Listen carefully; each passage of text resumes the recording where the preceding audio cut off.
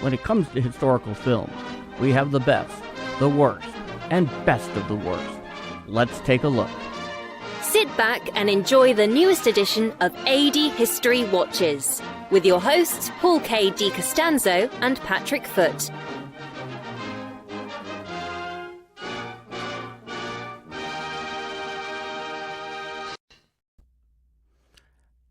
And brought to you live via St. Louis, Missouri. Repeat, St. Louis, Missouri. You are watching the AD History Podcast, a special presentation Sunday night surprise live stream of the AD History Podcast for an AD History Watches. Indeed, the best, the worst, and best of the worst as far as this all goes. And if you are a longtime listener or viewer of AD History, and if indeed you're an intermediate one, you know that this is a transatlantic podcast. But not tonight. Not tonight, indeed. No. Not right now. We might be in our separate boxes, Paul, but if I lean forward like this, I'm going to emerge. I'm going to ruin all your hard work, Paul. I'm not going to do that. Yep. How can I get into your camera? Oh, there it is. There it is. Finally. We're in the same Yep. room. Separate boxes, but same room still. Separate boxes, same room. I was about to lean completely over. I thought, no, we've spent hours trying to get this all organised. I don't want to touch a single wire and mess it all up. It's been such a long time coming, Patrick. Yeah.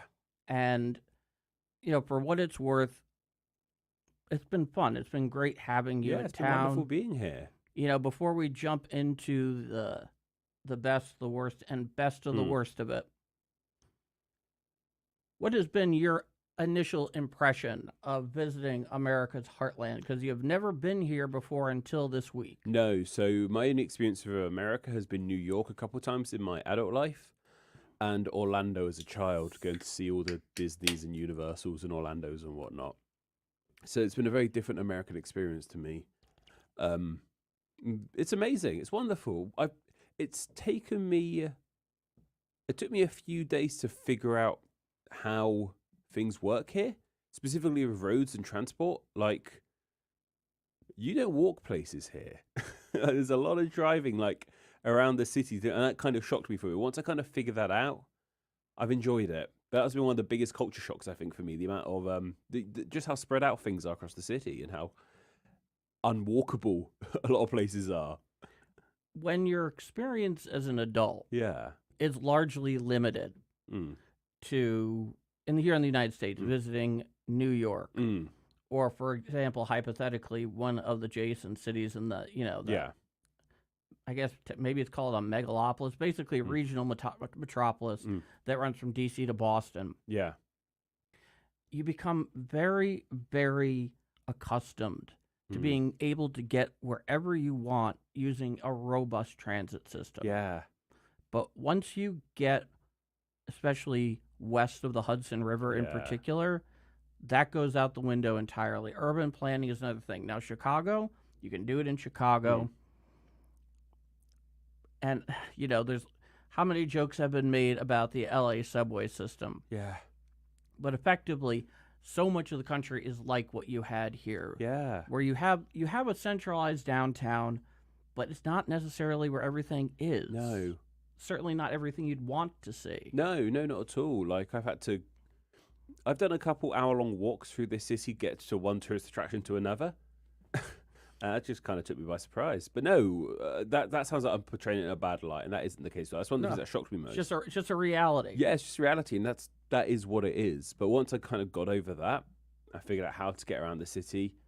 I've loved it. It's been a wonderful... St. Louis definitely wouldn't have been on my list of places if it wasn't for you yourself living here. But I'm so happy I've come because I've discovered an amazing little city that doesn't get the respect it deserves on the global stage, I would say. I don't know. It seems to be well known of place within the US itself, but on the wider spectrum, But even in the U.S., it's not certainly not what it was. I think around 1950, we actually the third most populous city in the country, but obviously that has changed significantly. Yes, yeah. And that is what it is. The only other place that I could compare St. Louis to in terms of kind of being I would call it a diamond in the rough, Mm. is Pittsburgh, Mm-hmm. which we talked about very briefly the other day, Mm. which is a place that I would encourage anyone to go, Mm. regardless, just because it offers so much and it operates so under the radar. Mm. But it's wonderful to have you here and in studio, and it's just been such a long time coming, Yeah. years, really, Yeah. years. And so if you're watching us here tonight and you are a long time, it's finally happened. Yeah. It was going to happen eventually. Yeah. But putting all of that aside for the moment, we have ourselves a 80 History Watches Yeah. live stream. Not on a specific film either. No, this is the best, the worst, and the best of the worst. And I have one that I want to start out here Yeah. with. So I'm just getting my list of films ready. Bear Sure. with me one moment. Carry on. There you go. So one of them actually kind of falls in a nebulous area between worst and best of the worst.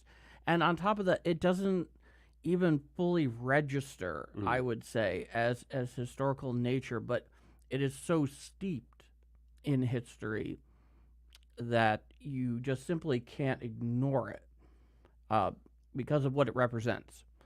And that was actually, and oddly enough, Amazon's depiction of Philip K. Dick's The Man in the High Castle. Oh, okay then. Yeah. And this is why. So, a little background here on The Man in the High Castle, Philip K. Dick. If you're familiar with Philip K. Dick, you know he was a total trip. There's no question about it. And he was all about letting the walls in your mind down and doing a whole bunch of fun stuff that you don't usually talk about on YouTube. Anyway, unless you're Joe Rogan, Yeah. I'd imagine. However, so this is an alternate history, right?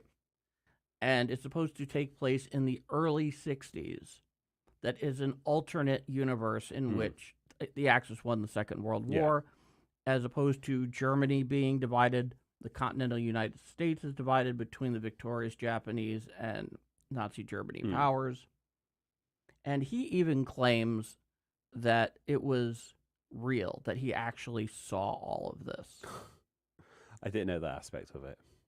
That was so bizarre to me, I didn't even know what to make of it at the time. But what I can tell you is that when it came to the adaptation, I remember reading most of the book at one point, and they added a main character to it that I don't recall ever being in the book, which was an American SS officer, Obergruppenführer John Smith, who ended up being a tremendous character, made a tremendous addition. And the first two seasons, and especially the first, they did such a tremendous job at extrapolating out what that world may have looked like using good historical information to make it look like something that was altogether worthwhile and really believable. That these worlds could have existed. And they're absolutely terrifying. Yeah. In every way whatsoever. I don't think there are many narratives, fictional or otherwise, that scare the modern reader or the modern audience than that particular alternate future. Yeah. Because of everything that it entailed. The thing was, the first two seasons were utterly fantastic. The writing was sharp. It had good dialogue. It had an interesting story. And it really kept along. And they had tremendous actors in the role. Who's in it? The one, I'm trying to remember her name, who played the lead. I'm forgetting her name off the top of my head, which is unfortunate because she was so cool. And she's so different in real life than the actress who portrays her. Juliana Crane was the name of the character in question. she's kind of all over the place. I would not say she inspires much confidence, kind of No. like based on how she thinks and how she operates. However, Alexis Davalos. Okay, that name rings a bell. Yeah, Alexis Davalos. I remember seeing an interview of her after only having seen her play Juliana Crane, never heard, and hearing her speak. Mm. I just sat back and I thought to myself, in wide eyes, this is by far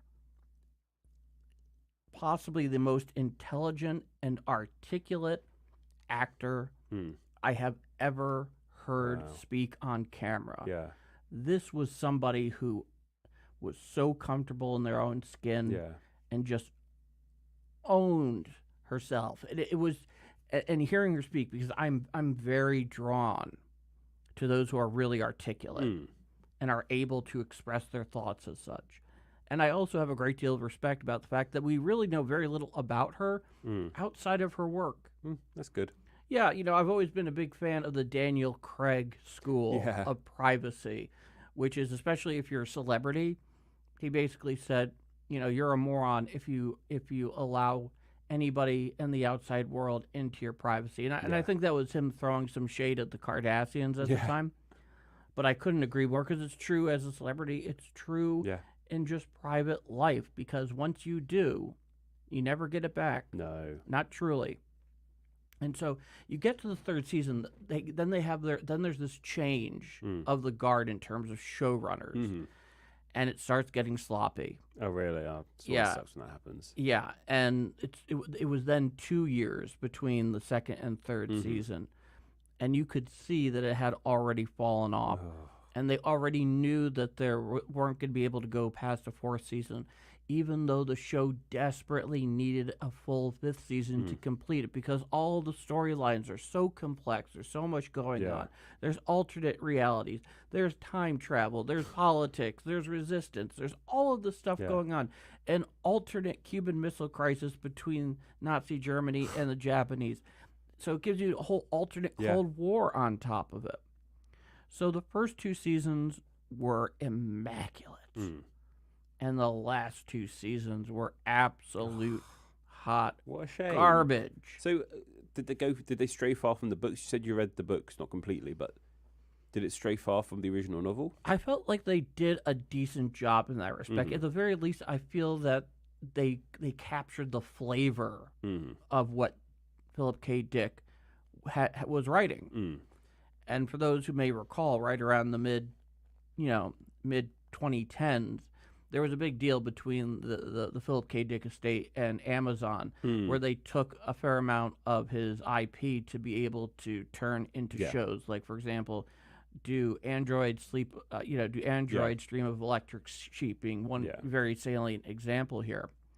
And before we go forward, though, as far as those of you who are trickling in and joining us on this Sunday evening here live from St. Louis, Missouri, Patrick and myself in the same place, finally. Yeah. If you have any thoughts on your favorites or your least favorite historical films and why, and the best of the worst, or anything between, please leave them down in the chat. We want to hear from you. But yeah, it was just the last 2 seasons were so disappointing, and then the fourth just fell off a total cliff. Yeah. I mean, it was the definition of hot garbage. That sucks. I mean, it was fiction. Yeah. And then it left you with a very ambiguous ending that is hard to explain, and I wouldn't even try to. One is I don't want to spoil it in case somebody wants to go around and do it. I'm not discouraging anybody to watch it, not in the least.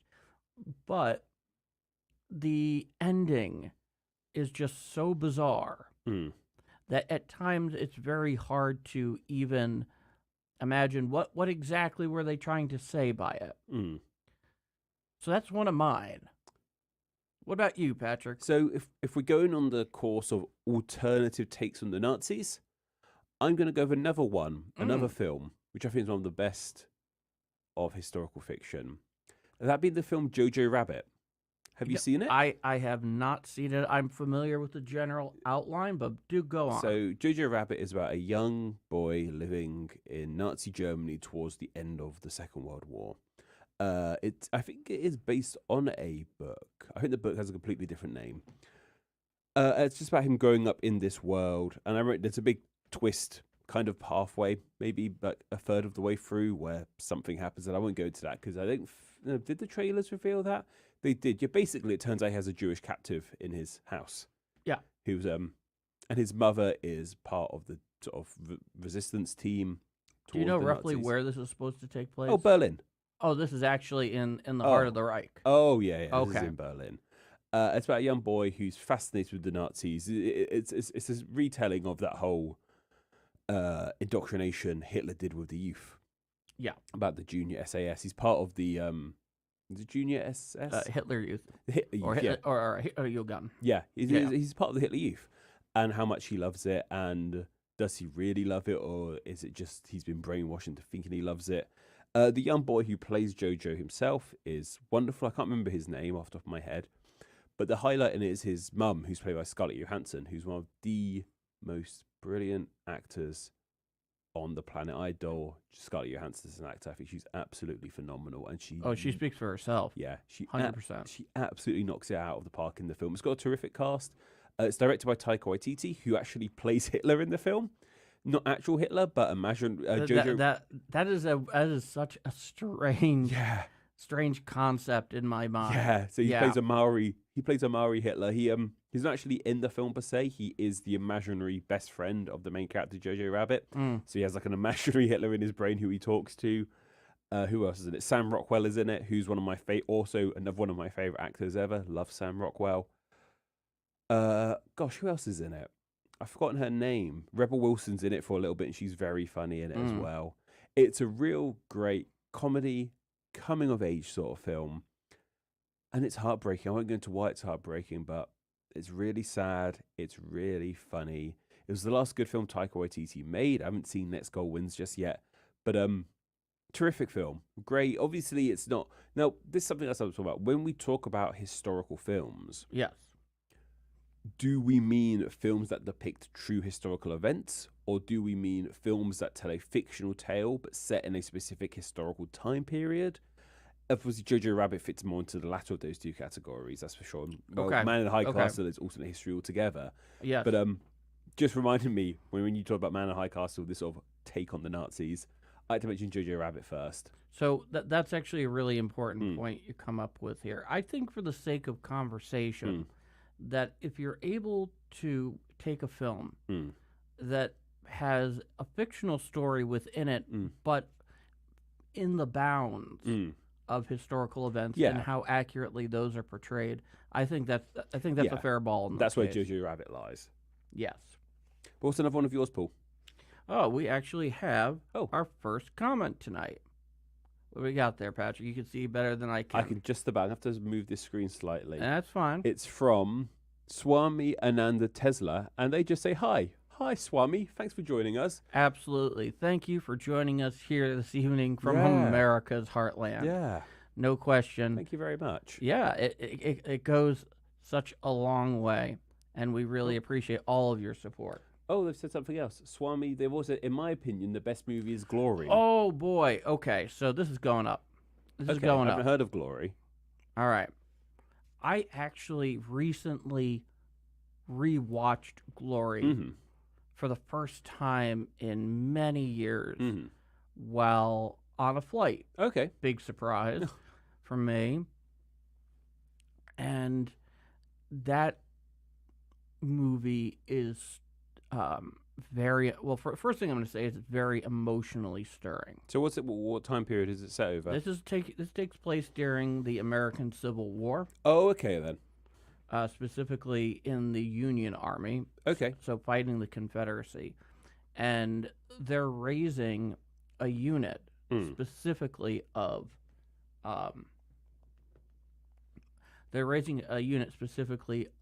black soldiers. Okay. Some of them that were free men before the war. Yeah. Some of them who are escaped slaves. It runs the gamut. Mm-hmm. And is it And- based on true events? Is this? You know, Italian I'm not exist? 100% sure on that, Okay. but it gets a lot else right. It Yeah. stars Matthew Broderick. Okay. Famous black man Matthew Broderick. Yeah. Well, no, that was the thing, though. It was led by white officers. Yeah.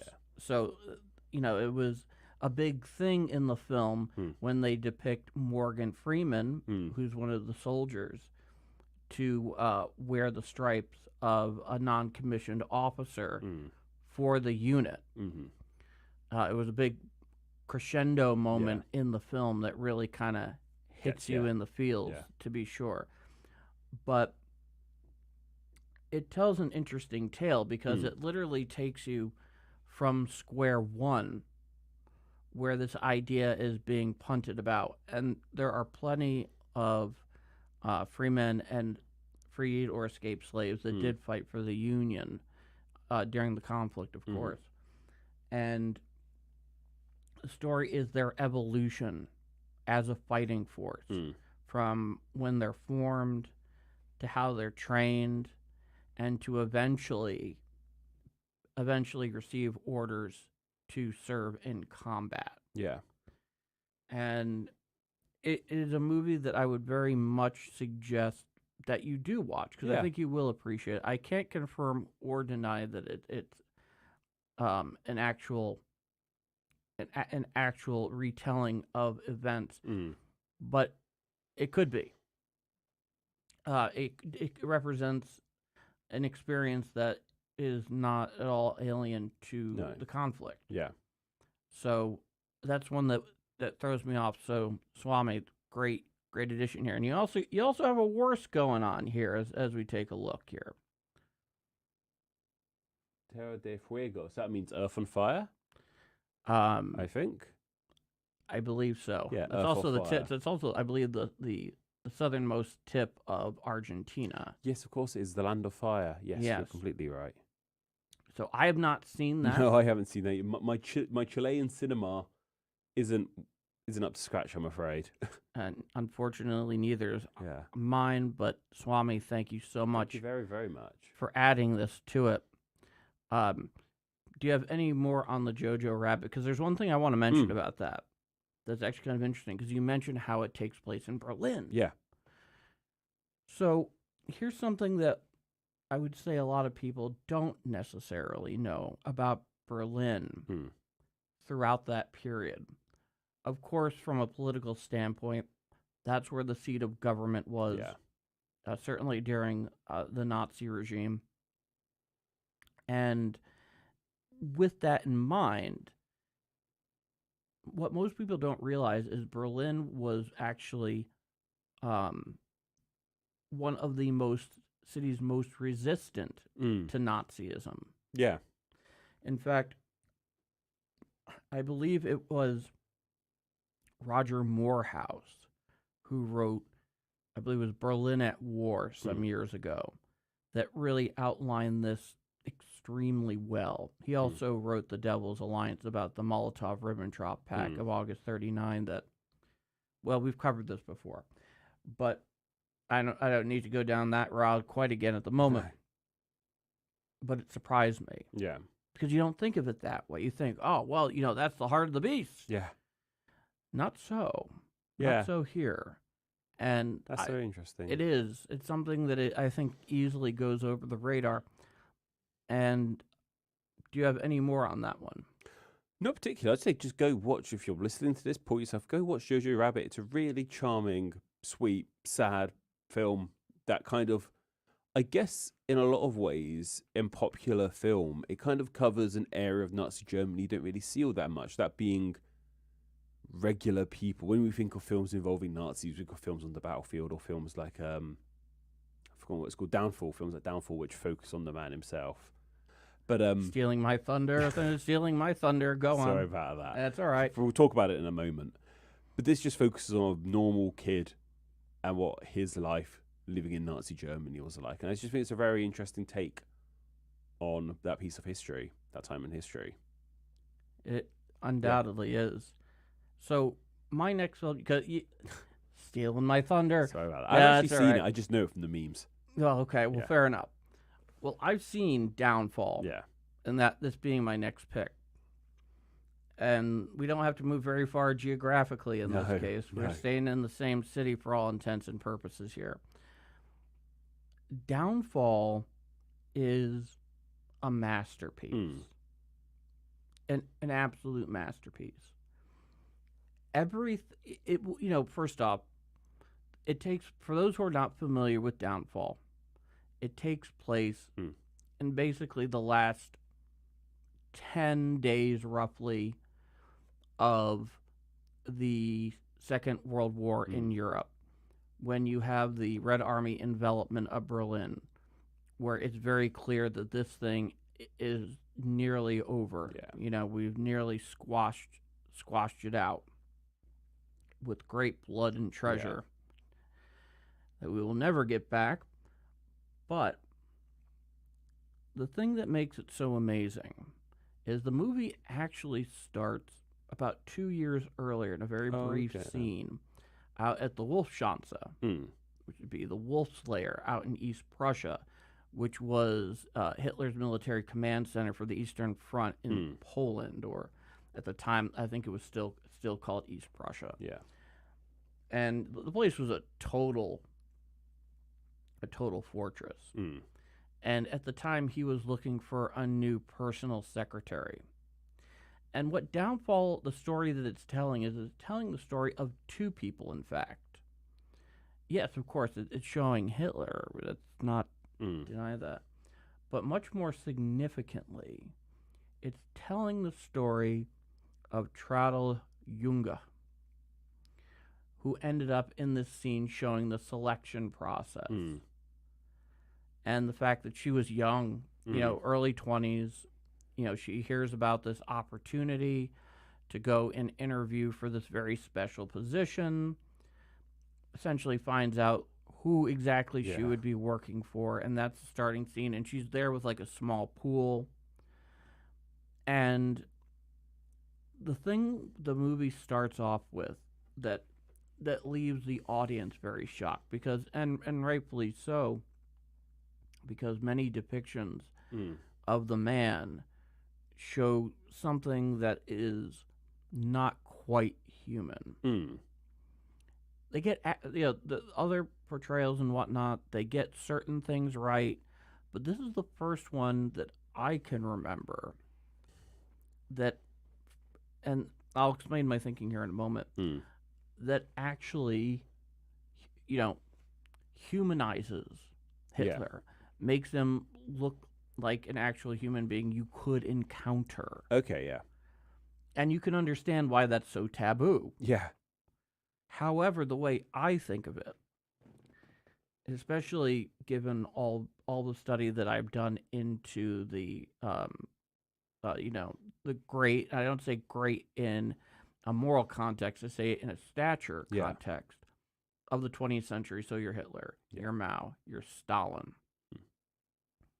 The more human they are, at least in my mind, the scarier they are. The scarier they are. Because then it turns into something from a propaganda cartoon character to somebody who's actually making these things happen as a human being, that is just as tangible as, my ability to reach across, to you right now. Hi, everybody. So that's something to consider. And then once they get past the opening selection scene where she gets the job, they're in the Berlin. They're in the Fuhrer bunker.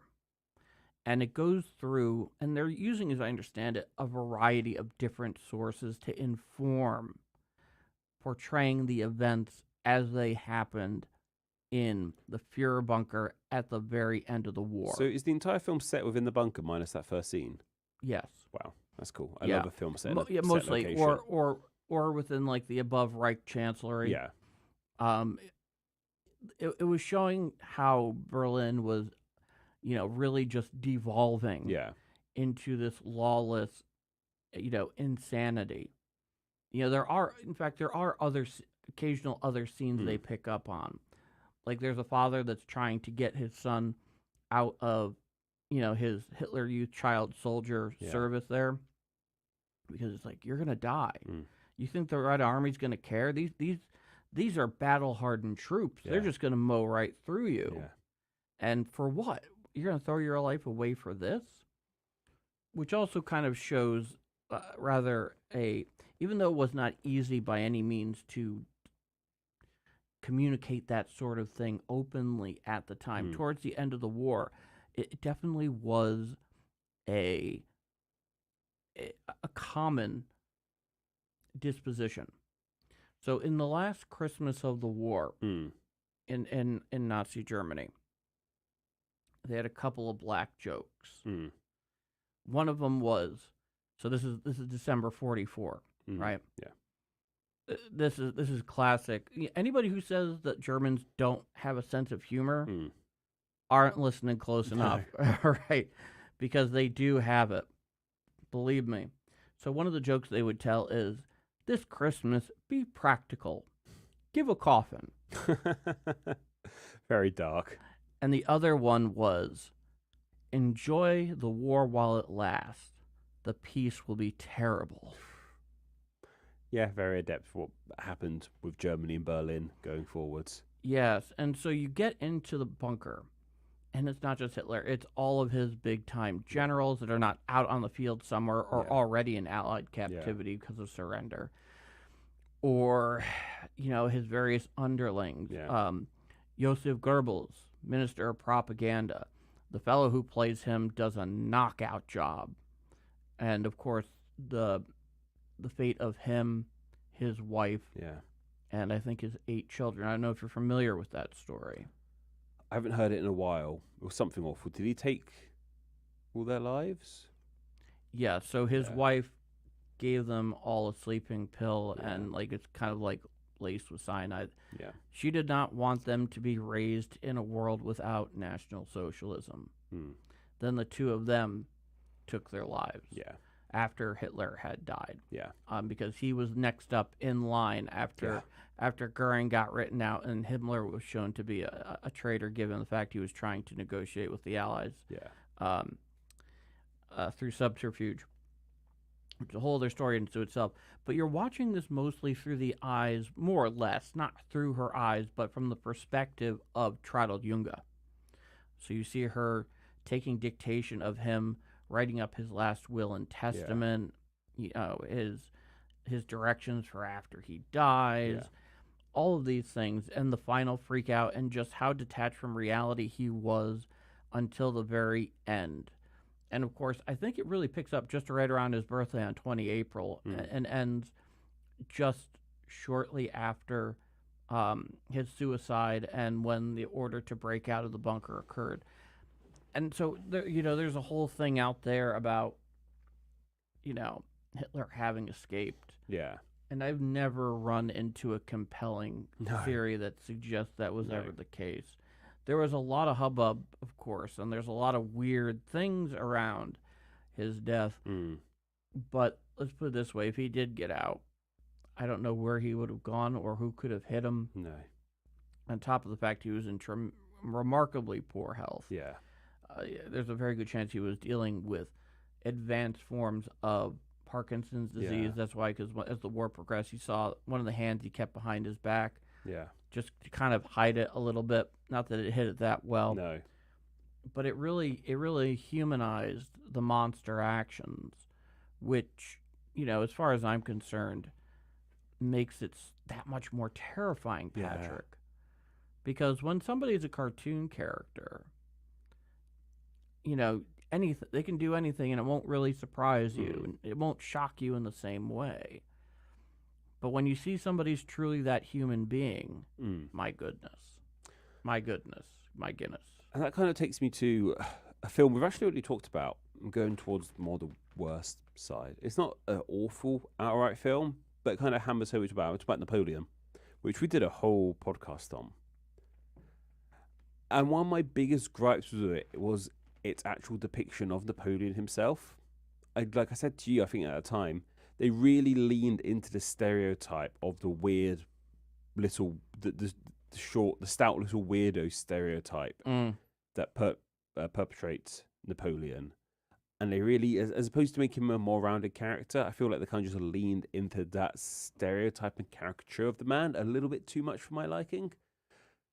Apart from that, the film was all right. Yeah. That was the other thing about, not to rehash the most recent stab at Napoleon by Ridley Scott, but that was always the thing. is that the way he was portrayed, Mm. why would anybody have followed him? Yeah. You know, that's always the big problem there. Why would anybody follow somebody like that? Now, Yeah. I get that there are weird cults and whatnot, but in mass, you Mm. know, that there had to be something about him, and especially from the people around him, Mm. that he seemed to inspire to even greater deeds. Yeah. It never quite clicked in the same way. I just don't think they captured him as a full-rounded human being in that film.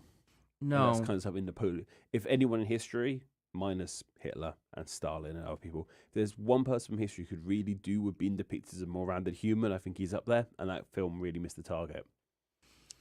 definitely Yeah. did. Now, I'm going to apologize because a fair amount of the ones I think about Yeah. and watch and give a great deal of thought to are in the Second World Yeah, War. that's to fine. Be sure. I've got some non-Second World War ones. Yeah, definitely. It's probably a good thing in our case. Mm.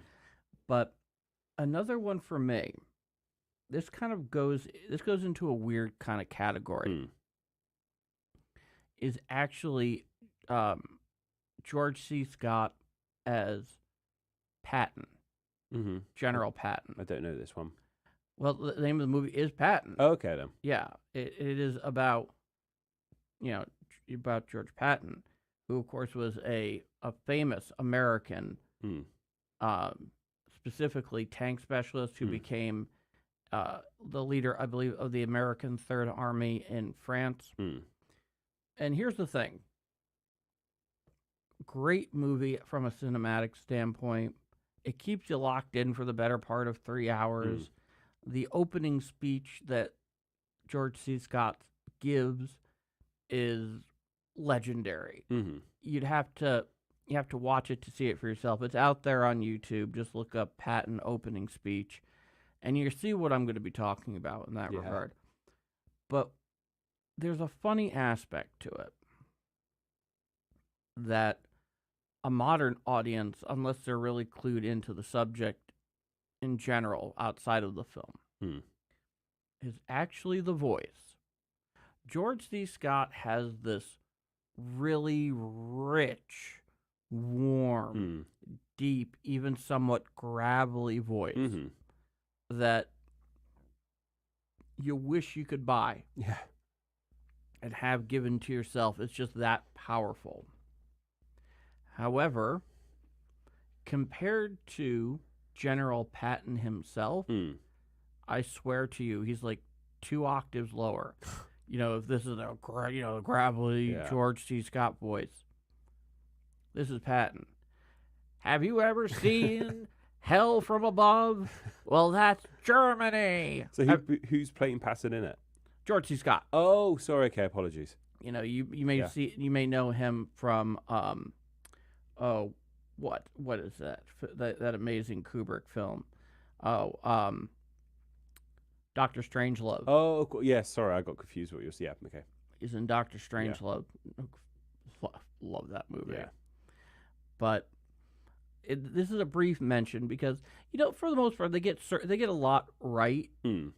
It's definitely not perfect. They go and they make certain there are certain changes and whatnot, but it's just such a well done film.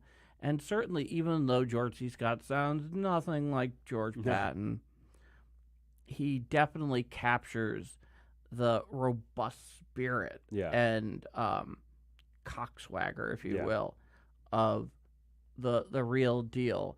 And I have no doubt that the real deal would have been very touched by his portrayal Yeah. because I believe he was actually awarded Best Actor for that role. I think 1 or 2 times that he Yeah. did. Both times, including that one, of course, when he did receive it, he declined to accept it. Huh. He didn't feel like it was his to take. No. Didn't feel like it was his to take. So that really kind of clues you into the kind of fellow that we're Yeah. talking about here. So I would call that half an entry. Okay. Half an entry. I'm going to give you a much, much deeper one. Okay. You probably haven't heard about this. This came out around the year 2000. Mm. It's called 13 Days. Okay. No, I haven't heard of it. It's about the Cuban Missile Crisis. And it's entirely from the Kennedy White House perspective Oh, okay, yeah. of the event. And I remember seeing that when I was 13 years old. Yeah. And I loved it. Oh, I absolutely loved it. I mean, the Kevin Costner Bostonian voice is a meme unto itself. Rightfully so. The only problem is the history's terrible. Oh, really? Yeah. Oh, that's bad. The history's utterly Well, terrible. that kind of opens up an interesting gateway where can you have a film that doesn't obey the history but still be a good film? Oh, sure. Yeah, and that sounds like a prime Undeniably. example of that. Undeniably. But the history that it portrays is based on a lot of scholarship that comes around, including my favorite tale of the book, which is my favorite, most comprehensive work on it. This is work that I've talked about here on the show in the past. It's called 1 Minute to Midnight. Yeah. Kennedy, Khrushchev, and Castro on the Brink of Nuclear War Yeah. by Michael Dobbs. So, not read by Paul DiCostanzo. No, unfortunately. Unfortunately not. I actually really enjoyed the narrator on that one. It's such an almost operatic story, and the way that he tells it, and I'll explain that in a moment, that it makes for an audiobook that's almost a cinematic experience of the mind. But basically, the issues that the film has is that it perpetuates a lot of the inaccurate portrayals of what actually happened during the conflict. I mean, they get your very general points right. We get out of it. We don't have a nuclear exchange over this. But one is, obviously, there's only so much a single movie can tell, right? Telling both sides of the story would be very difficult. Yeah. And when it comes to what Michael Dobbs did, part of what he did that was special was he made everything chronological, and he gave the ongoing perspective as the crisis went on, from the Kennedy White House to Khrushchev in the Kremlin to Castro down in Havana. All of these things happening all at once as we go on, and from many different sources informing it. And it doesn't just focus on those three, but there's also peripheral stories he throws in there as well as an audiobook. Certainly, because it's so operatic, so dramatic. It's one that you absolutely have to read. Sounds good. Because it would drag you in immediately. Because it starts right from the point where, after the prologue, where President Kennedy at the time, and this being October of 1962, is receiving a classified CIA briefing of overhead photographic intelligence where they can see these missile launchers, Soviet missiles, being deployed on the island. Yeah. And it just rolls from there. Yeah. But the movie, it captures a lot of the operatic. I will say that absolutely. I know sometime in the last year, I don't know if you're familiar with this channel, it's called History Buff or History Buff, something like that.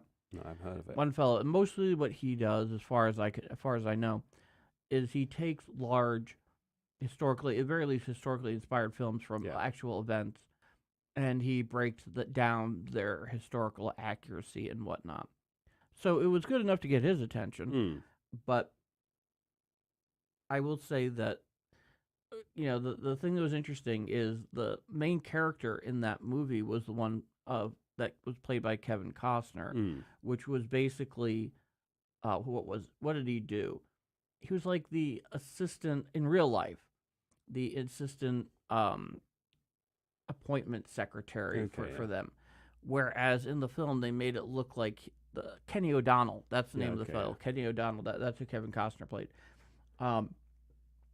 Like he was Kennedy's chief of staff. And he definitely wasn't. Okay, then. And so everybody that was still alive from that administration that was involved in the event, and it's the year 2000, mind you, so there's a lot of them who are still around. These are still pretty young men, all told. Kennedy, I don't know, it was barely 40. I mean, if he had not been assassinated, he probably would have been still alive. Yeah. I mean, Yeah, probably just about. Yeah. yeah. And same with his brother. Yeah. And they do such a great job of recreating those historical figures on screen. Mm. But Kenny O'Donnell being in the center of it all was just absolute A bit, tripe. yeah. Absolute tripe. But But sometimes with these films, to squeeze a good film out of it, you've kind of got to jig the narrative a little bit of the history to try and get something like to make it a more compelling movie. yeah, Yeah. that's absolutely true. That, and I also think at the time, as far as 13 Days goes, Mm. they were still kind of working on incomplete information. Okay, yeah. Because right around 2000, obviously it had been about 8 or 9 years since the collapse of the Soviet Union. But the good stuff wasn't coming out of the archives, I don't think, until the Right. late 90s or early 2000s. And then eventually Western scholars got shut out entirely again. Yeah. But it did get out, and Yeah. it all was after this fact, which I think could have definitely changed the movie. Yeah. They were working off a lot of memoirs Yeah. from people that were involved in these events Yeah. and were major players in them. But, well, I would not discourage anybody from watching 13 Days, including yourself, Yeah. Patrick.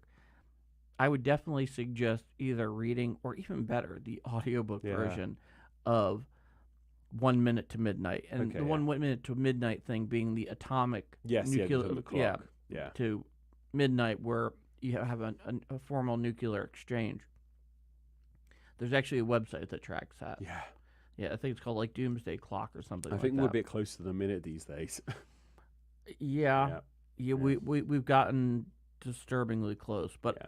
I've talked enough. Yeah. You're up, Mr. Foot. Okay. So I've got a couple of films that we have mentioned in much deeper detail. I might just string them off here. We got Oppenheimer, we got Gladiator, we got The Death of Stalin. Two very good, one middling kind of film. I'm going to mention them briefly here because we've done whole episodes on those three films. Oh yeah, I love doing those. Those Yeah. are great. Oppenheimer, I thoroughly enjoyed Oppenheimer. I went into it trying to be a bit cynical because very much Team Barbie, but it's a really good film. It's a This is my co-host, folks. Yeah, no, it was a terrific film, Oppenheimer. Like, I can't say a bad thing about it. I thoroughly enjoyed it. I thought it was, from the acting, from the accuracy to the history. Yeah, Oppenheimer, very good film. What else do we have there? Death of Stalin, another incredibly great film for completely different reasons. And Gladiator, the action's fun. It kind of ends with Rome going back to a republic. Those casually are mentioned. certainly Marcus Aurelius's wishes. You know, it's like Yeah. I wanted to go back to being a republic, and just nobody. That's Yeah. how do you even put that in a terms that we can even really understand in modern day? It'd be like, yeah, let's go back to the United States of America of the mid 19th century. And the way it just casually mentions it with text on screen at the end.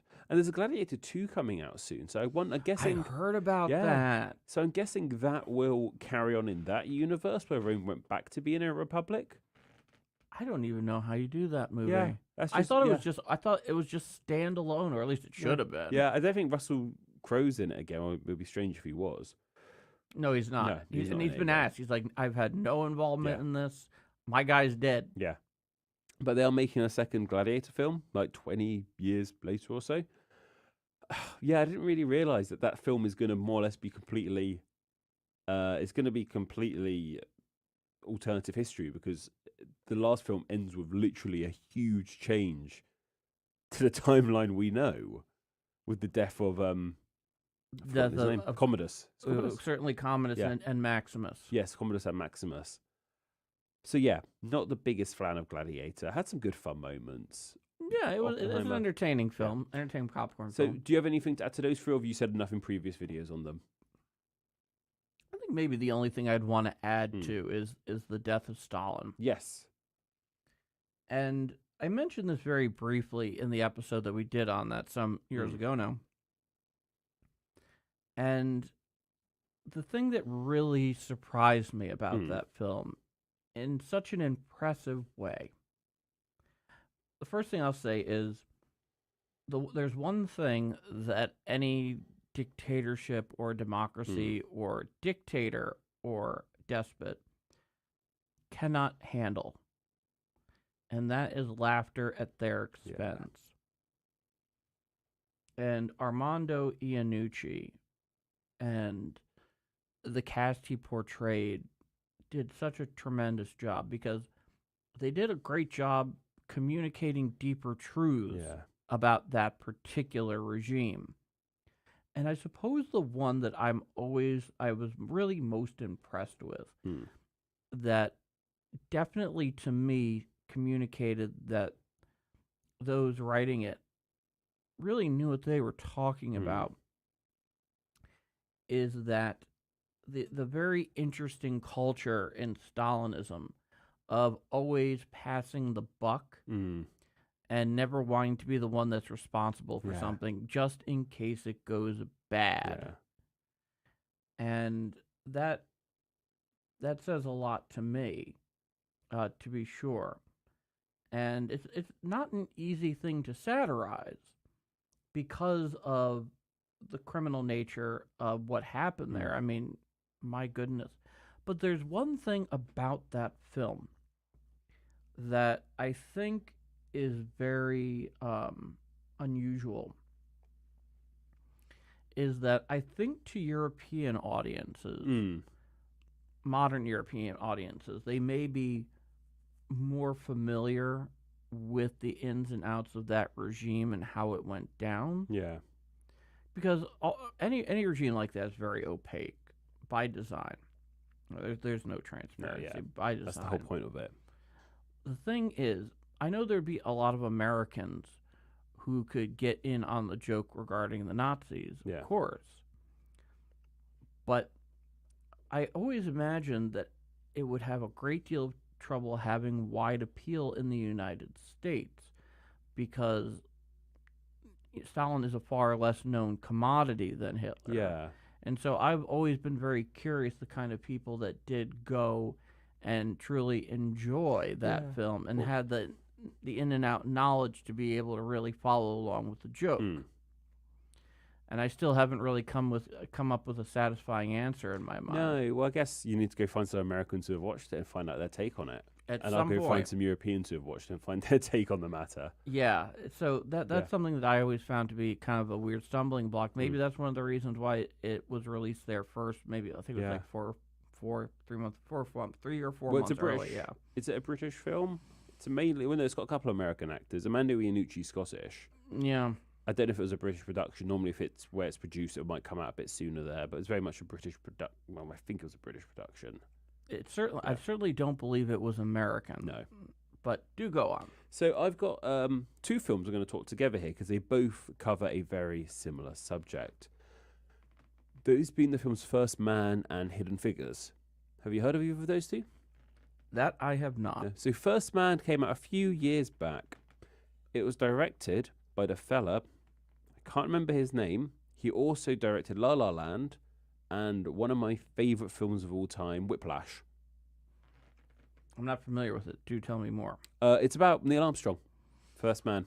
Well, yeah, it's not so much a history of the moon landing. It's more a biopic of Neil Armstrong himself.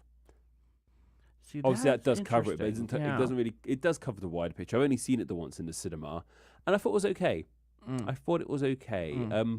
I'm a little bit fascinated with the moon landing. I think it's a very interesting subject. I think it's just incredible that they could do it in, was it 69? 69 is the first time we sat down. The fact that they could get to the moon in 1969 before, like, the iPhone was even invented is something incredible in its own way. Like, that's the way technology advanced. We had a moon landing. We had a moon landing before we had the iPhone. Yeah, before the iPhone, or even something like the Nintendo Entertainment System. We had the moon landing before we had, like, we didn't even have Atari games yet. Yeah, like, or Pong. That's incredible. In so many ways. And it captures him pretty well. It does cover some of the wider scope of it. There's a couple scenes, what isn't talked about much, I feel, in wider history, is the backlash towards the moon landing. The whole idea is that what America should have been spending its money on at the time. And there is talk about that when there's some civil unrest, talk about why are we trying to send people to the moon when there's people on Earth struggling day to day. touches on that a wee bit, but not a huge amount by any means. I'd like to see a film more steeped in that kind of side of things. But when I thought about historical films I've watched fairly recently, that was definitely one that came to mind for me. I'd recommend checking it out. I'd like to know your take on it. Well, it's interesting because in so many ways, right? Technologically, we almost had no business being able to pull that off at the time. It was such a touch and go thing. Yeah. In fact, you may be familiar with this. There was actually an alternate speech cooked up by Nixon's speechwriter talking about how these Americans have landed on the moon, done this amazing thing where, reaching, our nearest, orbital body, and they will perish as well. That didn't come out for some time for obvious reasons. So you mentioned it was Nixon's speechwriter, wasn't? Not JFK. Who came after JFK? That was LBJ. Wasn't LBJ not president at the time? LBJ did not run for re-election in 1968. Oh, was Nixon president at the moon landing? Yes, he was. You learn something new every day. I genuinely thought it was still First LBJ term, who was first president. year. Yeah, I genuinely did not know that, and I've seen this film. Yep. Okay, that's interesting. Yeah, no, it is interesting. Gosh, that'd be awful. Imagine just being sent to the moon and just being stuck there. They knew it was a possibility. Yeah. They knew it was a possibility. And the film, it kind of, obviously, spoiler alert, he gets to the moon. Yes. Yeah, slight spoiler alert. But it's really interesting. One of the main aspects of it is his relationship with his wife. I can't remember her name. And how it affected their relationship, him going to the moon. And something I never realized is that when he got back down to Earth, he had to stay in isolation for... They all did, Yeah, a few... Weeks, yeah. I think it was like 3 weeks almost. Because they had no idea what was going to happen to them on the moon. It was kind of a sloppy isolation, but Yeah. they had no idea what might be coming back with them. Yeah. And if you want to have a bit more I guess if you want more human understanding of what the moon landing was like, a film about the first person to step foot on the moon, it's a pretty good place to go. Yeah, speaking as an American in this case, Neil Armstrong is a name that everybody knows. Yeah. But we don't really know him. No, he's just the guy who landed on the moon. The guy that we know is the guy he landed on the moon with. Buzz Aldrin. Buzz Aldrin. What a character. And don't forget Michael Collins, the guy who didn't get to go on the moon. Yeah, he had to stay in the orbiter. He had to stay in the orbiter, bless him. That's so selfless. Yeah. Isn't it? I think I've heard some stories about he had like a razor sharp wit as well, Michael Collins. That he was I'm not surprised in the least. But no, Buzz Aldrin's quite a media star these days. He's aging. He's a hell of a personality. He basically spent the rest of his life as an ambassador for space exploration. And for you brought up the idea of just the amount of federal resources financially that NASA was taking up at the time. And eventually those kind of arguments went out, especially as interest in the space race began to wane, because at that point... You've been to the moon. There's nothing there. Yeah. The Soviets got Yuri Gagarin in orbit first, but we got it to the moon first. And, of course, we went 2 more times after that. Yeah. And the NASA budget had fallen off as popularity and interest in that began to wane, of course. But one of the great things I've always felt about the moon landings and the tremendous technological advancements that were required in such a short period of time in order to accomplish it, I do feel had, in general, a positive impact on society at large, because over time, things that they did and do end up filtrating to the wider world. But wasn't the biro created for space travel?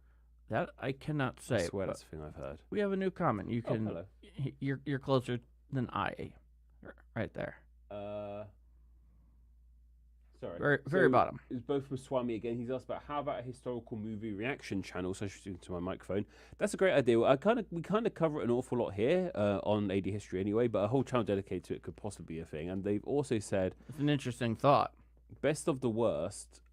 I love Hypatia, but the movie was bad. Agara 2009. I haven't heard of either of those. So Yeah. I have not either. You're really kind of running circles around us Yeah. in that way, and we do apologize. No. A history movie reaction channel. Well, I like the idea. Yeah. I actually had an idea like that. And I had a name for it, but annoyingly the name's already been taken by someone else already doing it. So I think that channel already exists. What channel? What was the name? It's called Real History, but real is of course. I've seen that. Yeah, yeah, it's spelled so- REEL. Yeah. Yeah. So I was like, I had that idea, but clearly someone else already had that idea. Let's put it this way. I love the idea. Yeah. We'll see where things go. Yeah. You never know. But we definitely thank you very much for that, Swami, by all means. So I also want to talk about Hidden Figures as well. Please. Yeah. So Hidden Figures, it's definitely about the space race. I can't remember if it's specifically the moon landing or just one of the flights, but it's talking specifically about the black women who did a lot of the number crunching for NASA. It's a terrific story. It's called Hidden Figures because everyone knows who Neil Armstrong is. I can't even remember they're real people, but I can't even remember their names, unfortunately, right now. And it's just about the black women who did a lot of the mathematics, the number crunching on making space flight possible. And if you want a film what tells a completely different story to the normal stories we hear about the moon landing, it's a great one. And it's a real compelling, interesting, thought-provoking film. Yeah, I'll check that one out as well. You know, the thing that really kind of surprises me is the extent in which how many people that are not American and don't live here, people that live abroad from us, are taken into an interest in America and American culture because of the history of the moon landings. It's a real, NASA is a brand unto itself. It's a huge brand. It's probably one of the most, if not the most valuable brand. Yeah. That's controlled by the U.S. I was government. about to say that. So I think I did a video on Name Explain a while back about how NASA names things. And I kind of kicked it off by saying, how popular the NASA brand is.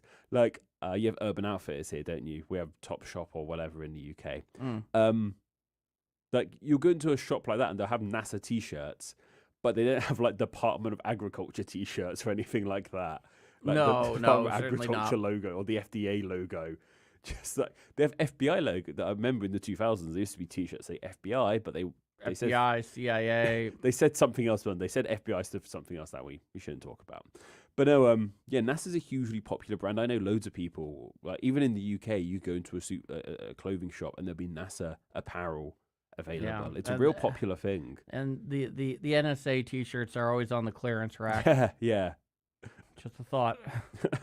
So if you're just filing in here, we've been going here for an hour, just to catch you up to speed. Yes, this is us talking about the best, the worst, best of the worst, and everything in between regarding historical films. Some of them are depicting true, at least in general, historical events. Some of them are historical fiction, but set in a very specific historical setting. Yeah. Things of that nature. And yes, indeed, this is no illusion. This is Patrick and myself in the same studio. My hand's coming. It's coming. It's coming. Coming. Oh, no, I've gone too far. Where's my hand? Oh, there it is. There. Yeah. I can't See figure that? It's harder than it looks. It is hard. There you go. There's my hand. Yes, indeed. For the first time, we are in the same place. And yes, Patrick has been spending all week with us here in America's heartland in St. Louis. So for those of you that are longtime listeners or viewers, as you know, this one's been a long time coming. So always like to bring that in here as I see people come filter in. And by all means, give your thoughts in the chat. We most definitely want to hear from you on this subject. And so here's my next one. Unless you have more. No, I've got I've got 3 more left, but they're kind of silly picks. So this straddles the line because it is historical fiction, but it could be the real deal. And this one's a masterpiece once again. Das Boot. Okay, I've heard of Das Boot, Okay. but that's about it. I've heard the name. Das Boot, I remember the first time I watched Das Boot. And I will say this, it is absolutely criminal how long it took me to get around to actually watching this. First time I watched it, I was in a hotel room in Chicago in the beginning of November of 2022. Good old home, sweet home Chicago. And no, I'm not just parroting the words to the song. That it truly is, for yours truly. And I found it to be so utterly captivating. The experience of the U-boat captain and crew, and them periling the difficulties of the North Atlantic, fighting the Battle of the Atlantic against the Allies who were hunting them out. It's very much a human tale, because you see these folks as submariners trying to survive. And there's so many times in the Battle of the Atlantic when the common opponent is just the ocean itself. Yeah. The common opponent is the ocean itself, and nobody's able to do anything. No.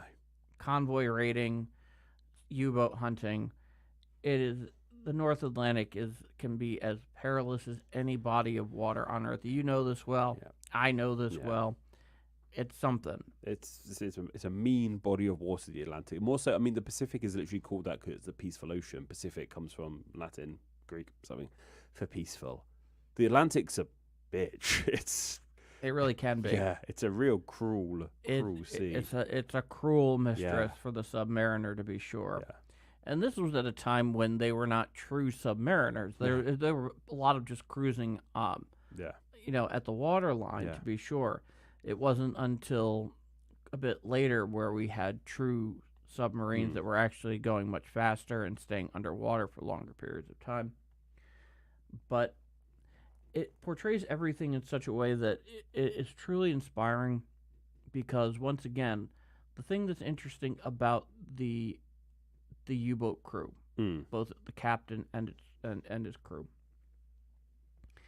is that in many ways they were very much an elite part of what was already considered the elite Kriegsmarine, German Navy at the time, because it took so much to be able to get in and get up to speed, and the training was rigorous, to say the least. And it was also the most politicized arm of the Wehrmacht in general, in a way that wasn't the case in a lot of other arms of the German military at the time.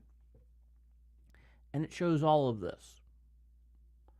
But yet you find yourself sitting there and wondering, wow, it's amazing just how much they bond in this, utterly ridiculous challenge. Yeah. Including going against their own enemy, because as we know, the Allies started getting pretty darn good at U-boat hunting. Yeah. And the apex of the film comes when they get orders to report to a port in southern Italy.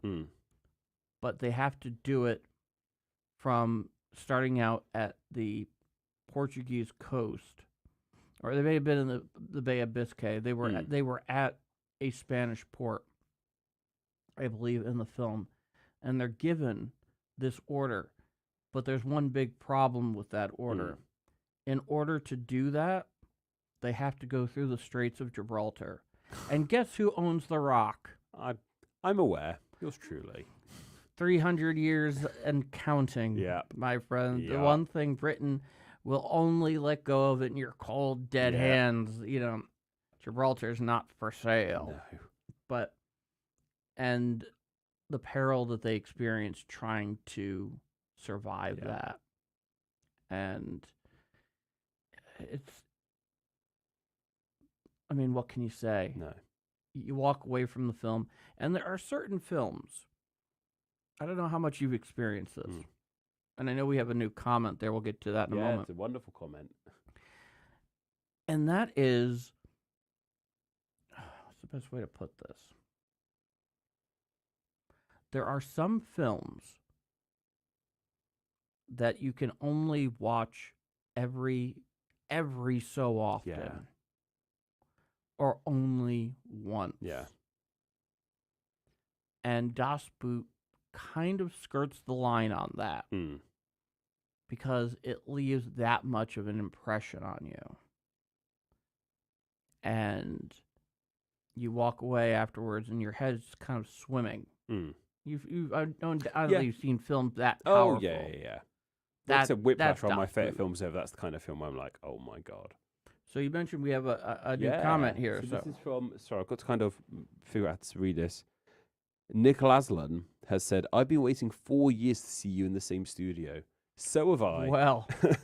well, now this definitely deserves a good old star. And yes, Yeah. hey,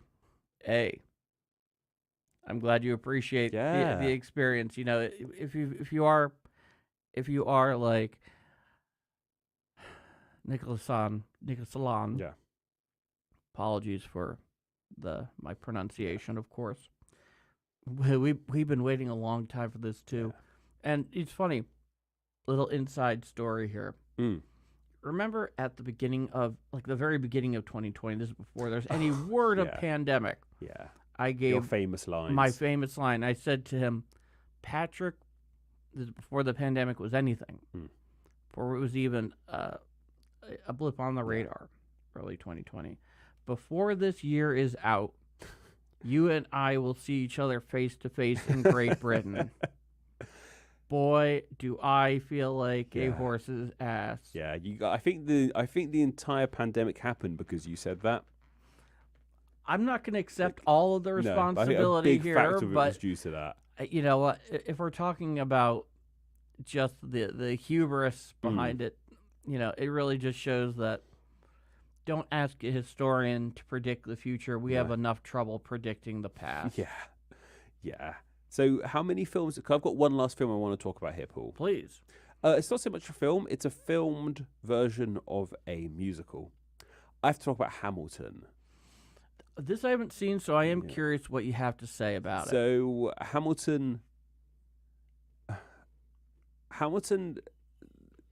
it's one of the, from a non-historical standpoint, Hamilton's one of the greatest things I've ever seen. It's one of my favorite pieces of single media, whether that be a film or a TV show or a book. It's terrific. It's incredibly catchy music. Tells the story of Alexander Hamilton and in turn the founding of America as a whole. It's just wonderful. It's captivating. It's glorious. It's beautifully produced and sung and danced. There's a filmed version of it available on Disney Plus. Watch. You know what? It's easy to turn your nose up and say, "Oh no, go watch it live." Go watch it live. But I would actually recommend watching the filmed version first, because then it's kind of like listening to an album. It's like it's because I did that. I watched the filmed version first, then I went to go see it live in London. And I'm happy I did that because I understood what was going to happen going in. I think if I went in to go watch it live with no further warning, it would have been like going to see a live band and literally knowing none of their songs. If that comparison makes sense. No, it makes total sense. Yeah, like it makes total sense. I'm sure there's many people who've seen Hamilton without, or even just listen to the soundtrack first. So you have an understanding of what the music's going to be like. So when you're there, you can enjoy it and be like, "Oh, great."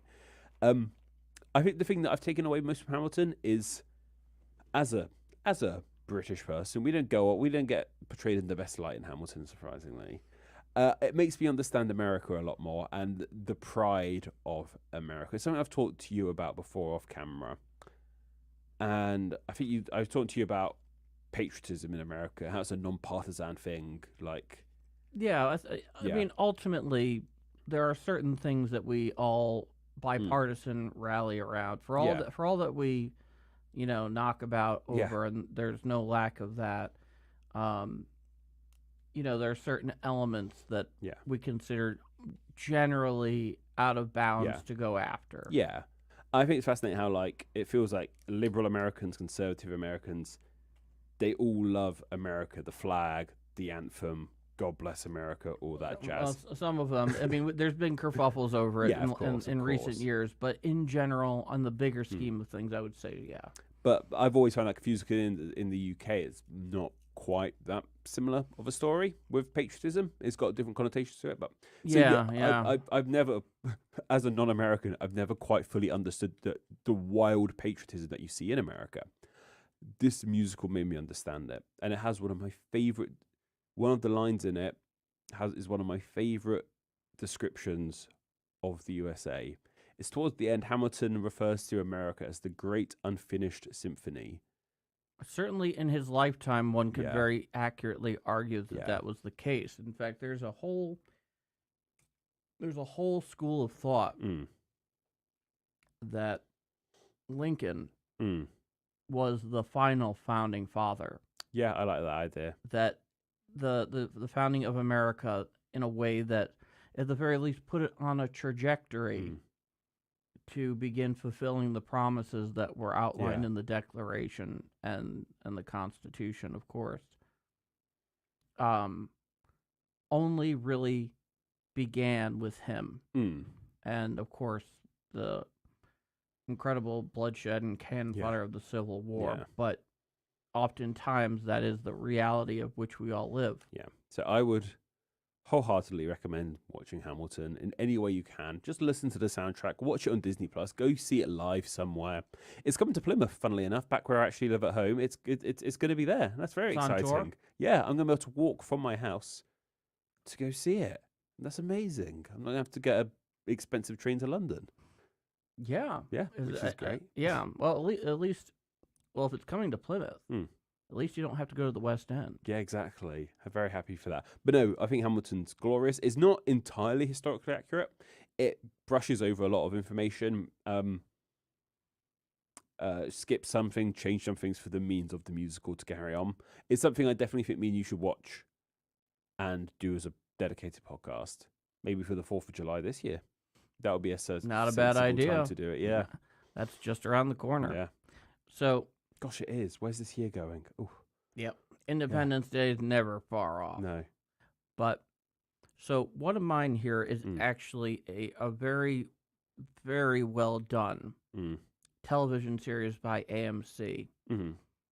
And it turns out you and I are very big fans of a couple of Oh, yeah? series that are very big in AMC. Oh, okay, yeah. Of course, which is the Breaking Bad and Better Call Saul universe. Yes. Is this a third Breaking Bad show I'm not aware of? Oh, I wish. No. I wish. But in this case, the name of the show, it finished up a number of years ago. Mm. It's called Turned. Okay. It takes place during the American Revolution. Okay. And it's about the colonial spies that worked on behalf of the Continental Rebel cause Mm. against the Crown. Sneaking around and deceiving Yeah. British Army and naval officers, getting key intelligence to Washington's encampment Mm. to keep them informed and trying to keep the British on the back foot and things of that nature. And I want to say it lasted maybe 4 or 5 seasons. Mm. I'll take a look here. 4 seasons. Okay. It started in and around 2014. Mm. And it's really captivating. Okay, then. It tells a tremendous story. I believe it takes place in northern Long Island Okay. somewhere, which would make a lot of sense. Yeah. Because it involved New York a lot. Yeah. To be sure. And the characters and the episodes and the writing and the dialogue were fantastic. And it took this family where you had one living son of a loyalist judge and working clandestinely on behalf of the rebel cause, the revolutionary Hmm. cause. And it's kind of weird because how I kind of go back and forth between those terms, Hmm. because in a sense, it was more of a revolt than a revolution in Hmm. some ways. It's not like the French, where they completely upturned society. Yeah. I mean, that's one of the big differences. You know, in as much as the American Revolution inspired Yeah. the French They Revolution, took it to another level. yeah, heads were not rolling from guillotines. No. Yeah, the French. Thankfully. The French know how to rebel, and you've got to give them nothing but credit for that to this day. Oh, Oh, they're a spicy bunch. Oh, I love it. I feel so ashamed to be British when I see the French revolting because we wouldn't ever do anything like that. And it breaks my heart. It's amazing how Yeah. that small but volatile strip of water Yeah. between your two peoples Yeah. lay two peoples that today Yeah. and for quite a few centuries now could not be any more Well, different. Yeah. I mean, it's extraordinary just to kind of look into it. And you know, you were bringing up something interesting earlier about Mm. patriotism. Mm. I encountered a very interesting YouTube video Mm. recently. I recently, as you remember, a few days ago before we went to the cards game, that fellow Ryan Macbeth, Mm. remember him? Yes. Yeah. Yeah. I texted you the link there. He was responding to a set of questions from somebody in Germany that was doing a report Hmm. on the United States having to do with the militarism of U.S. civilian society. Mm. And maybe I'm too close to the forest to see the trees. And I'm not talking about being able to go to Walmart and purchase a firearm. Okay. But ever since I've been trying to figure out, is there something that I've been missing, Mm. or is this truly a German perspective on the matter, which is to say that after the Second World War, as I understand it, I'm not going to pretend to be an expert on the subject, but this is what I think I know, which I think is a fair way of putting it, is that for Germany, not showing patriotism is patriotism in its own kind of way. It's a very interesting sort of way to put it. So I'm not German, obviously.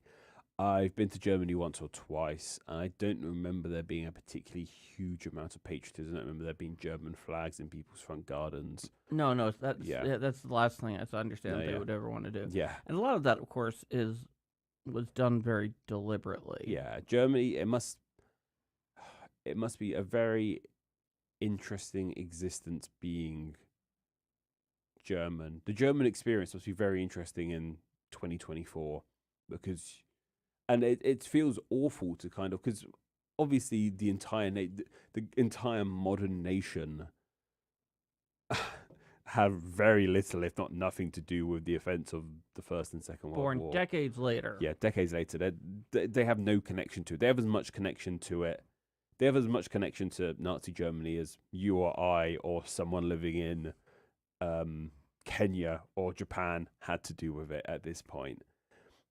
But people are products of the place they were raised in. I was raised in Britain, and I'm a product of the Britain I'm a product of the empire. I reap the benefits of the British Empire in my everyday life, in the fact that I can come to America, I can travel across an ocean and not have to learn a different language to speak to you. That's a product of that example happening. Yes, It's a product over of the centuries, yeah. It's even in more psychological levels, thinking I could be a YouTuber, I could be a writer, because I come from a country where that happens an awful lot. There's an incredible amount of popular British media, which I think, well, if they can do it, then it's something that people from this country can do. Things like that, things in those ways, or being somewhat, even if it's a jokey way, talking about Rule Britannia, that sort of thing with you, but being a 2024 product of Germany must feel you come from this country that did that in the past, and kind of figuring out, well, if I look into the history books of my country, that's where it goes. And once again, the UK isn't great either. The British Empire did some really crappy stuff as well. Yeah, and the United States, of course, we have our guilt, believe me. But so maybe I'm thinking too much into it, but I definitely think the way Germany is today, and the way the UK and the USA are today, especially the UK and the USA, are so entrenched in the results of the Second World War. Yeah, I mean, you can't really even understand the modern world without knowing about that conflict in greater detail. Yeah, especially the politics of that. Yeah. That it had occurred at the time that led to the creation of the current, international order and all of its various bits and pieces and how we've come to live and build this global system. Yeah. Without a doubt. But when I look around in terms of militarism, and I'm somebody who has going all those years ago now to my university days and studying specifically civil military relations. For me, I look around and I don't really see it, and I don't know if it's one of those things where I'm too close to the forest to see the trees, and if what I saw in that video in that perspective was not a truly Germanic perspective on the place. I'd have to know more about the individual in question who asked it. Yeah.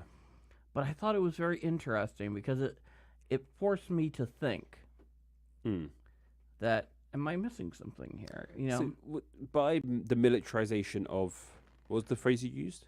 The militarization of society. So by that you mean the ownership of guns. Does that even extend to like the love troops I don't. and veterans? Honestly, I don't know that it extends to the ownership of firearms. And I don't necessarily know that it even needs to. But in regards to like how much love and patriotism there is for veterans and troops in the USA, I think there's a lot going on with that, because it's nowhere near as abundant in the UK. Really, so much of that is a product of us not making the same mistake twice that we made with Vietnam, where the folks who came back, who were either drafted or volunteered and did not avoid service in one way or another, they went and answered the call. And though there's no actual account of any returning soldier actually being spat upon, because that was an old trope, when we came back, we didn't have a parade, we got spat upon. Yeah. Even though, from what I understand, there's no actual documented evidence of that in terms of it actually happening, but who knows, it's a big world, right? Yeah. A lot of that was a product of us not making the same mistake twice that we made with Vietnam. Okay, then. And even with veterans, a lot of them sometimes find themselves uncomfortable with it themselves. Yeah. Because, maybe they weren't in combat, or maybe they never deployed outside of the United States. And it can be a little difficult at times for them. And so that's something I try to keep in mind when it comes to, because I know so many veterans. Yeah. So many of my friends, especially doing JROTC in high school. Yeah. That ultimately went on in one form or another, in one branch or another, to go and do that. Though I would stress that ROTC in high school is not a super widely popular thing. No. It's not in every high school. And even so, for us, we were only, the amount of folks in our unit represented about 10 to 15% of the school, which was about 1,500 kids at the time. So, Quite big. It's still numerous, to be sure. 100 or so. Over 100. Yeah. Definitely. By the time I left, we were pushing battalion strength. Yeah. But on the day to day, I guess it really depends on how you define it. But that was just something that I had been Yeah. thinking about, and I wanted to ask you about because it had been kind of just hanging on my head. thanks It's for like, asking. because I think those are the kind of questions that any truly involved citizen Mm. needs to try to be as honest with themselves on. Mm. And sometimes it takes an outsider Mm. to say, "Hey, what's the deal with that?" Mm. And and that kind of really meaningful, thoughtful observation where you realize where they're coming from. And to wrap this up a little, have you got any more films to talk about? I have a few things I'd like to touch on, probably. Okay. I was going to since we have say, the like, time. when you eventually come to the UK, there'll probably be things you pick up on that I just take for granted and don't realize are different or odd. And I'll be like, huh, yeah, that is strange. It's here's something for you though, and I understand this brings us a little off topic, but we're having a little bit of fun tonight because this is your last night here. Yeah, yeah. We're in studio for the first time, and there's a lot to be said about your time here. Mm. And one of the things I'm curious about, because I know we have quite a few listeners and viewers of our show who, of course, are not from the United States or North America. Maybe you visited here. If you are from abroad, maybe you haven't. Boy, you have yourself a nice sunburn there on your forearm. My goodness, I'm just noticing that now. You got a good trucker's tan going on. Yeah, I spent a lot of the time walking in the sunshine yesterday, And paying the price. this right here is just fun. We're just riffing guys, and we hope you enjoy it as much as we're about to self-indulge. What did you think about your first true trip to Walmart? Beautiful. Everything I wanted it to be and more. I'm a big Walmart convert. It's something else, right? Yeah, it's beautiful. And I was going to, you guys probably take it all for granted, but there's just so much in there. So much variety, and just that little bakery sections. You can buy your bread, your cheese balls, and your guns all under one roof. What more could you ask for? It has become quintessentially American in more ways than one, my friend. It is insane. Yeah. It was something else bringing you through there, because I felt like this cultural ambassador. Yeah. Look at the grand yield of my society around you. I might have to go there At bargain basement prices. before the airport. I might have to go for one last little trip. I think maybe we can arrange that. But I'm also curious what your impression is on the American heartland and the people you've encountered. I've met some lovely people on my trip, so I've taken a lot of Ubers to get around. Oh, And yeah. I've A lot met of some- talkers. Yeah, a lot of talkers. It's been really fun just chatting to people. I had a lovely talk with a fella in Lafayette Park yesterday who, first of all, he asked if I was Australian. I forgave him, but I wasn't happy about it. But no, yeah, I think the people have been wonderful. Very, very open and talkative and kind to share and kind to give information. Pretty much everyone I've ended up talking to, I've asked, is there anything you'd recommend doing? And I think I got a different response every time. And I listened to most of those people and did kind of what they told me to do. But yeah, I've talked to a lot of people while being over here. I've sat at bars and talked to bar staff. I've talked to Uber drivers. I've talked to random people in parks and at restaurants.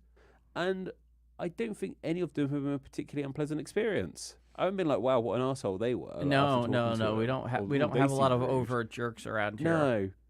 Every- Yeah, not overt jerks, I guess. Yeah, I mean, we have our jerks, no Yeah. doubt, but They're better at hiding it. yeah, Yeah. let's call it a cultural expectation. Yeah. To be sure, Compared to somewhere like New York, where the cultural expectation is for them to be rude to you, but actually quite nice people. they can be. That's the interesting thing Yeah. about us from the Northeast is that we have this very heavy, what I call social armor that we put on. And when somebody just kind of approaches us out of the blue, and if they're too nice, the first thing we ask ourselves is, we start thinking to ourselves is, what does this person want? That's the same in the UK as well. Yeah, by and it's large. unfortunate. It is unfortunate. The other thing that's unfortunate is that a lot of times it ends up being inaccurate impulse, unfortunately. Yeah.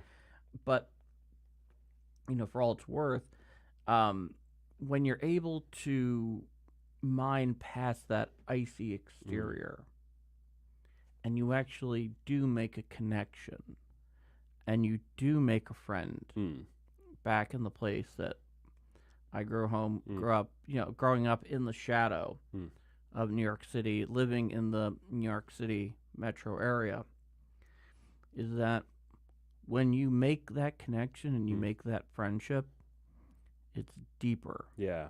It's tighter. It's something else entirely. But in terms of your everyday interactions here, boy, does it help. Yeah. To be around people who are genuinely friendly. They want to help. I went to the Cracker Barrel, which I bloody love the Cracker Barrel. I need one of those. Yeah, I'm our next door neighbor. Yeah. Literally. I went there twice. On a Wednesday morning and a Sunday lunchtime today. And I was served by the same lady twice, Monica. And both times I went in there, she remembered my name. Yeah, absolutely she did. And she remembered some of the stuff I told her last time. She asked, how was that? Did you go through that? Well, you undoubtedly stood out to her. Yeah, I guess so, in a weird little, in my own little Even way. though you run into everybody at Cracker Barrel. Yeah. We don't have, well, in fairness, actually, the way the area that I live in here in St. Louis, as you can see around us, we do attract, obviously, a lot of people from all over the place, especially given the incredible amount of hotels. Yeah. Isn't that weird? Yeah. Having that all around. That everybody, is going into that Cracker Barrel. However, someone like yourself going in there, I can totally understand why she remembered. She remembered.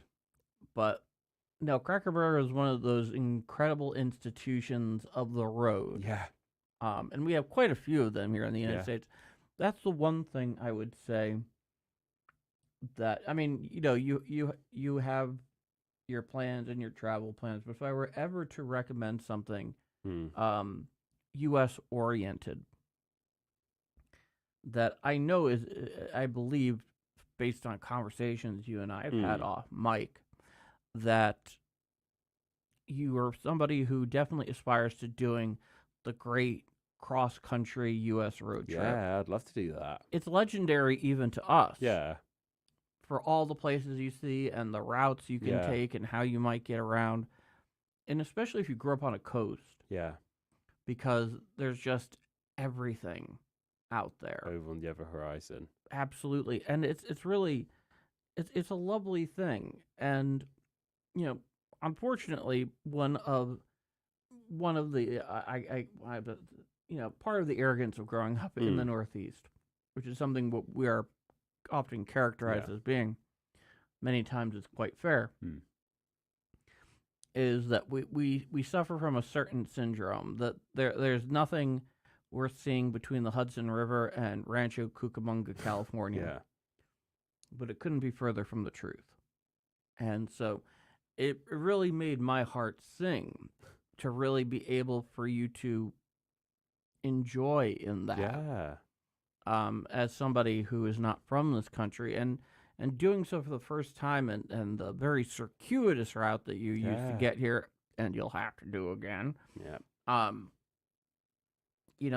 That's truly incredible. That, and you also got to see your second baseball game. Yeah. Go Redbirds. Is that what I say? That's Redbirds are one of the things that they are called. Yeah, absolutely. The Cards. You got your time at Busch Stadium. That's funny. Just this is not a film per se. And it's not dated, but I know I've talked to you in the past about Ken Burns. So we're kind of veering, briefly into documentaries here. Yeah. He did, and it's kind of an ongoing thing because the sport continues on. He did a tremendous multi-volume documentary on the history of baseball, simply titled Baseball. Each episode 2 hours long. And it wasn't like one came out and then 18 months later a second one came out. No. Episode 1 on the night it premiered, Episode 2, the second night it premiered, on and Yeah. on and on. And I know baseball is while still by all means a very popular sport in the United States, second now only to American football. Yeah. And baseball being America's original sporting Yeah. pastime is definitely in this case, a documentary Yeah. that I would very much encourage because it is so well done, Patrick. It tells the story of baseball from so many people that at the time you made it, which was in the early 90s, mind you, that are now dead. Yeah. For example, people that knew Mm. and covered, like in the media, for example, Babe Ruth. Yeah. My goodness. All of these folks who he was able to go and manage to convince to get on camera and tell their stories, which is a huge deal because there's always this sanctity of the clubhouse. Yeah. Where there's this veil of silence. You know, what happens in the clubhouse stays in the clubhouse kind of thing. We've heard similar stuff before. And boy, oh boy, you know, for somebody that's only just kind of, let's put it this way. Do you think you'll end up trying to join Plymouth's baseball team? I'd like to. Yeah, I think I'm going to give it a go. I need to drop them a message. Obviously, it's not as big in the UK, but somehow Plymouth does have a baseball team. So it feels silly not to do it, I suppose. Well, if indeed that is an aspiration of yours, there are three things I'd recommend. A proper glove, depending on the position you'd play. A proper bat, regardless. And of course, most importantly, sitting down and watching Ken Burns baseball. We have a new comment. What do we have here, Mr. Foote? It's from Gothic Extravaganza, and they say, "Hello, Name Explain." Hello, Gothic Extravaganza. Thanks for joining. If you're from Name Explain, thank you very much for joining us over on AD History. Go subscribe and listen to some more episodes if this is your first experience with this podcast. If in case you didn't know, I do a podcast with my co-host Paul here, and we're not always in the flesh. Normally, no, certainly not. This is a very special occasion. Yeah, this is a special occasion. Yeah, Yes, no. hello. Name Explain, the avenue and median under which we first connected all those years ago. Yeah. And to think we'd be here. Yeah, Though, of no. course, this is not the first time you and I have met in No, person, no. but certainly the first time we've been behind the mic for Yeah. a show proper. But, no, thank you so much for coming in. And if you're certainly new to AD History, we do hope you join us going forward because it's been a little bit of a thing getting production up and going again, but we're getting it up and going. Don't you guys worry. It's too much fun not to. Yeah. About the most fun you can have with the clothes on, I would say. No, it's weird. We get back to the theme of this live stream in terms of the best, worst, and best of the worst. Whether it is the best, or it is the worst, or it's the best of the worst. If what the film does sparks a line of curiosity that leads to deeper, more substantive interest in a portion of history, then for all intents and purposes, the film has done something that I believe to be a genuine good. Yes, it even gets people just engaged with history in any way, shape, or form. That's a win. Yes, absolutely. But you want to know, it's one of my all-time least, borderline loathe historical films of all Tell time. me. And there's a story that comes with this. Tell me. So the name of the film is Gods and Generals. Okay. It's about the Civil War and mostly Civil War military leaders. And I got to tell you, this was possibly one of the most boring movies I have ever watch, and just being so unengaging. It was so wooden. Mm. None of the characters in it could possibly pass as human. Atun Shea Films, quite coincidentally, did a whole takedown on this one, and I thought it was very much on point. Yeah. Because, and this is the story that goes with it. Yeah. This is the reason I mentioned Gods and Generals. The reason I mentioned the story is that this was back, I was a teenager, so we're talking in the early 2000s. My brother and I together were, younger brother, my only brother, were visiting my grandparents down in Texas. And when it comes to history in my family, it's kind of a family heirloom. For whatever reason, just like spreading out on the family tree, we're all just super into history. And it's a beautiful thing. Like, at times I'm almost in disbelief by it. However, unusually their tastes in movies were fantastic. They both have since passed on in recent years, but this was a long movie. We're talking like 3.5 hours long. And my brother and I, there was no getting out of it. There was no excusing ourselves.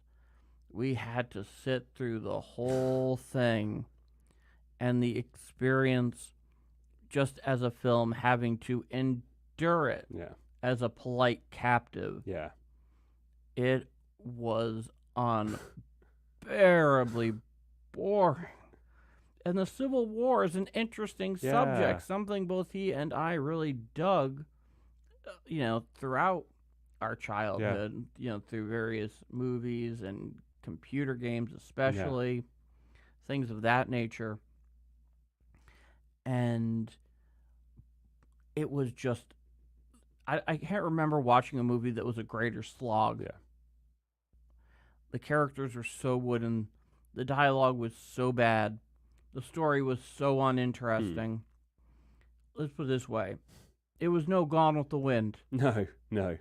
It was no Gone with the Wind. Felt its 3 hours. Oh, I'll never get those hours back. The only positive thing I can say about it has nothing to do with the movie themselves. It's simply that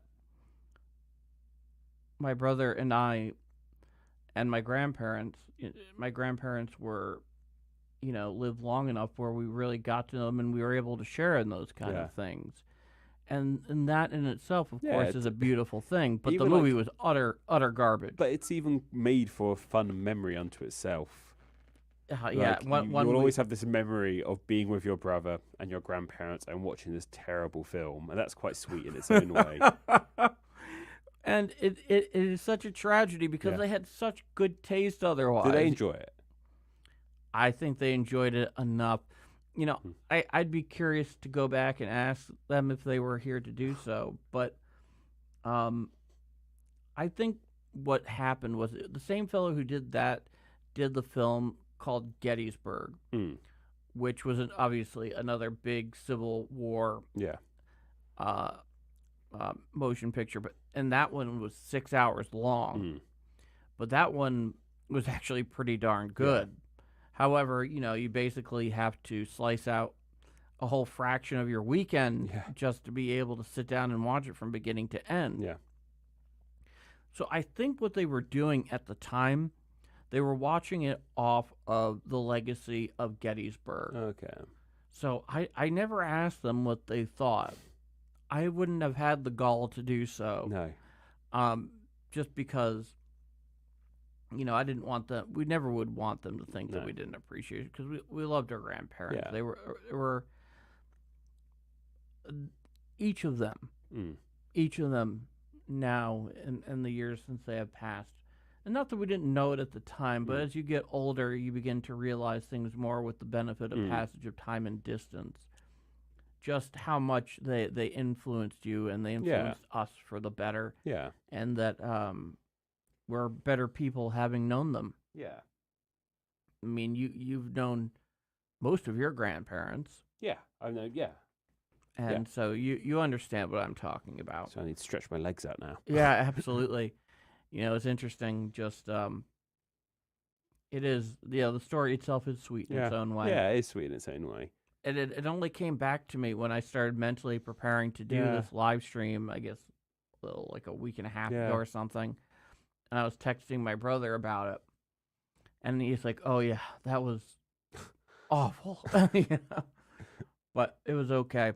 Afterwards, we were released. Yeah. And truly gone with the wind as quickly as possible on that, absolutely crispy Texas August night. Yeah. And,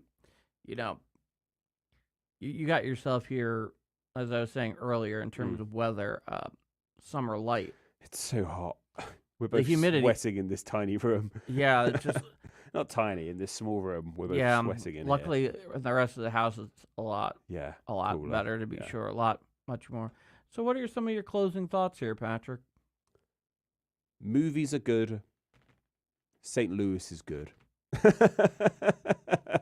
Now They're my closing thoughts. Like another famous Englishman, you, my friend, demonstrate that brevity is the soul of wit, without any doubt whatsoever. Well, in any case,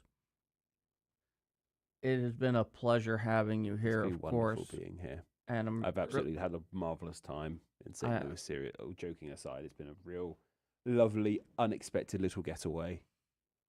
It has a lot on its shoulders. Yeah. But go visit St. Louis. Like, I'm just telling that to everyone. Come check out St. Louis. yeah, seriously, we need the Yeah. tourism. Yeah. You have name explains Approval. approval, certification, fresh. Yeah. And you even have a video Yeah. themed on this coming out soon. Yeah, that's going to be coming out next Friday, hopefully, depending on what jet lag has in store for me. That should be coming out next Friday. That's going to be fun to watch because you Yeah. got to go down to, and Yeah. I don't want to spoil The anything, spoilers, yeah. but a very special portion of the state that Yeah. obviously directly, Relates to what the video's about. yes, that is interesting. As I understand, you had an interesting conversation with a reverend while you were there. Of just all briefly, people, Yeah, we happened to bump into them. that's Yeah, fascinating. gave us a little bit of advice. I was mainly just there to get some B-roll footage, but it was good to chat with a local. The locals like to chat. Yeah. There's no question. They take pride Yeah. in their home, and a beautiful home they have Yeah. indeed. So all I can say to that is, us here, you there, and we'd like to thank you for joining us this evening. This long time a coming Yeah. episode of AD History Podcast with both of us in the same place. High five. Woo! Backhand Ooh. it. Oh, shit. Now you got to pound the rock. Explode. That happened. We have that on footage. It happened. I think I ruined my microphone doing it, but worth it. Us here, you there, and thank you for joining us, as well as those who came and commented and gave Yeah, their thank you. contribution as well. We appreciate that immensely. For this edition of the AD History Podcast. And with that, you and I have a date with some slot machines and Yeah. blackjack tables. Let's go investigate. We're not going to be filming that, even though that's filming. Nope, that one is not for public consumption. So thank you guys. Thank you very Be much. well. Have Be a good well. night. Take and care. thank you. And absolutely take care.